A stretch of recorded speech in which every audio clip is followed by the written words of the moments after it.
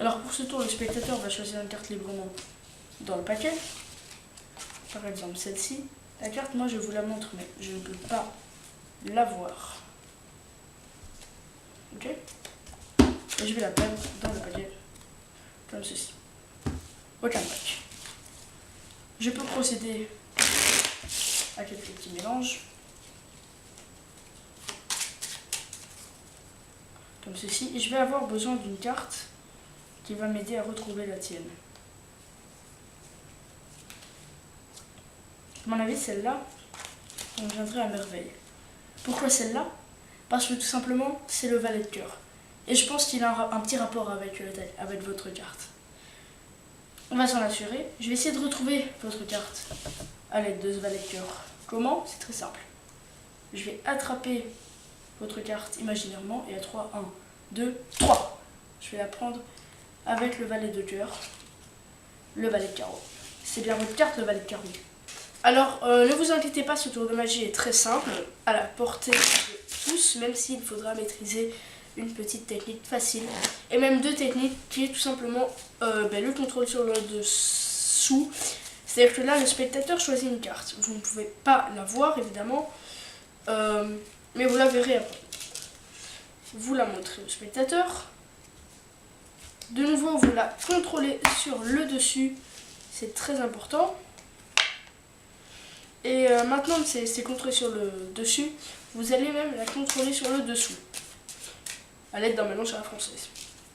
Une fois que c'est bien contrôlé sur le dessous, de toutes les manières que vous voulez, quand vous allez dire que vous allez chercher une carte indicatrice, qui sera donc sa carte jumelle, vous allez retourner et dans ce cas, vous aurez devant vos yeux la carte que le spectateur a choisie, en l'occurrence le 4 de trèfle, et donc vous n'aurez plus qu'à choisir le 4 de pique, et voilà, vous savez quelle est la carte que le spectateur a choisie.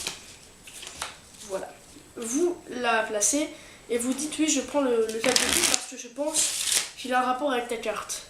Donc le spectateur, il est déjà quand même assez impressionné puisqu'il a choisi sa carte librement et je ne l'ai pas vue. Et puis là, c'est très simple. Vous retournez la carte et vous prenez une carte soi-disant invisible.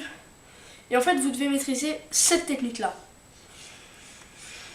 qui est de prendre tout simplement la carte du dessus et la carte du dessous dans votre main, tandis que le reste du paquet va se loger dans la main opposée. Donc pour ce faire, rien de plus simple. Il faut tout simplement tenir le paquet en position, en pince en fait, avec auriculaire, annulaire, majeur, index et pouce de l'autre côté. Et vous allez, en exécutant une pression, jeter le paquet dans la main opposée. Et vous verrez avec un petit peu d'entraînement, bon d'abord le paquet ne tombera pas, mais ensuite vous verrez que la main retiendra automatiquement la carte du dessus et la carte du dessous. Donc, bon, il s'est rien passé, hein, oubliette. Voilà, donc après vous pouvez présenter la carte du spectateur ainsi que sa carte jumelle et puis il sera plutôt impressionné. Et avec l'entraînement, vous devrez vous entraîner à éjecter le paquet dans la main droite le plus rapidement possible, vraiment comme ça, et vous verrez, le spectateur ne verra rien et ce sera très impressionnant. Mais il y a une chose que je n'ai pas dite, c'est que au lieu d'éjecter le paquet dans votre main comme ceci, vous allez faire exactement la même chose, mais le jeter sur le tapis. Et donc évidemment, s'il n'y a pas de tapis, vous le faites comme ça, mais du coup ça c'est moins impressionnant parce que le spectateur se doute de ça. Et puis en plus, quand vous le jetez sur le tapis comme ceci, d'une façon plus réaliste évidemment, comme ceci, le spectateur verra moins bien la technique et ça correspond plus à l'effet de pince comme ceci, de prendre une carte invisible pour récupérer la carte du spectateur. Donc je récapitule.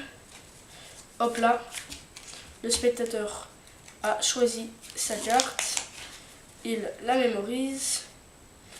Une fois que c'est fait, elle est perdue, comme ceci. Donc là, j'ai besoin de la carte jumelle en mémorisant, en voyant bien la carte que le spectateur a choisie. Donc là, je vais choisir l'as de cœur, que je vais prendre retourner. Puis là, je prends une carte invisible et à 3, 1, 2, 3. En faisant attention à ce que le paquet reste unie, on va dire, mais les Bicycle Arcane, le problème c'est que elles glissent tellement que souvent quand on les pose ou que...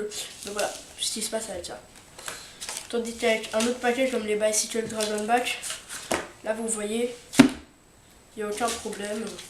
Comme ça, voilà. Donc j'espère que cette vidéo vous aura plu. Sur ce, je vous dis salut.